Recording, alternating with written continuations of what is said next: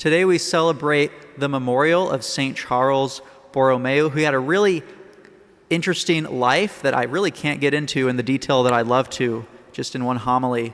But one thing about him is that he was made a cardinal when he was 22 years old, and he wasn't even a priest.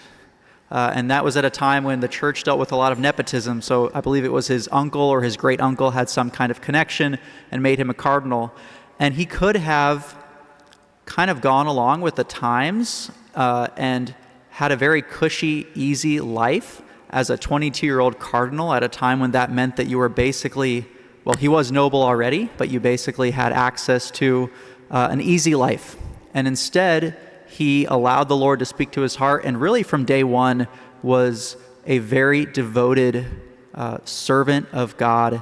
And even before he eventually was ordained a priest, right, he was very faithful to the mandate that had been given him.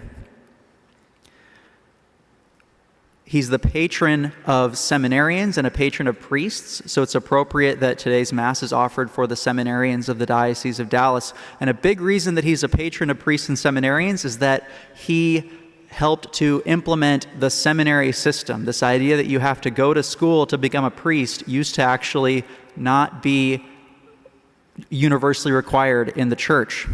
And so the Council of Trent mandated the seminary system, and St. Charles Borromeo chose to make an example of his own diocese, the Diocese of Milan, where he was archbishop, and he did his best to implement the Council of Trent, kind of the way the council envisioned it, to give an example to the other dioceses.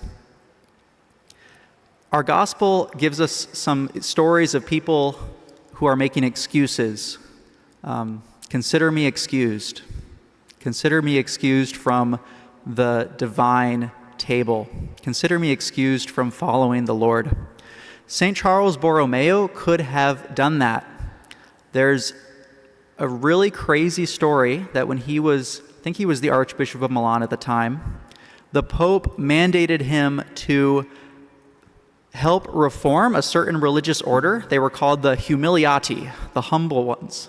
And they didn't quite live up to their name. By this point, there were about 120 or so members of this religious order, but they had amassed so much property and so much land that they owned something like 95 monasteries. So they had less than 2 members for each monastery that they owned.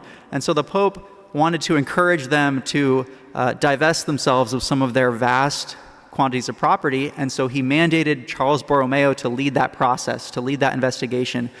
And they got together and they actually plotted to assassinate him. And so they got a sniper. This is the 17th century, but 16th century, they sniped at him and fired a shot at him, the Humiliati. And he could have easily said, "Consider me excused, Lord. Consider me excused from following your will." I've met a lot of people who have threatened to leave the church over something they heard in a homily. Charles Borromeo could have said, "Consider me excused, Lord. Someone in your church just tried to kill me."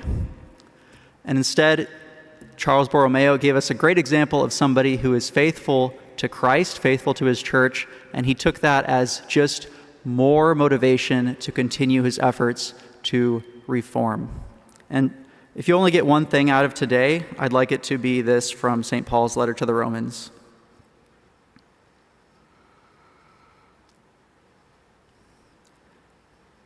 Do not grow slack in zeal. Be fervent in spirit. Serve the Lord. Rejoice in hope. Endure in affliction. Persevere in prayer.